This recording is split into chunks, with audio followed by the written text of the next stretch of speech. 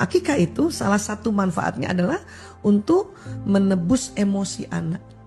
Atau untuk supaya anak ini pandai memanage emosi. Karena Bu Isa di dalam pengalaman konseling anak-anak bermasalah, ada anak yang bermasalah yang berkali-kali susah banget dihandle. Saya endingnya kalau dia keluarga muslim suka tanya tuh, Bapak udah akikah belum anaknya? 90% bilang belum. Tapi bukan itu semata-mata ya. Itu salah satunya sebagai tonggak untuk manajemen emosi anak gitu. Khadijah Akikah, semua bisa akikah.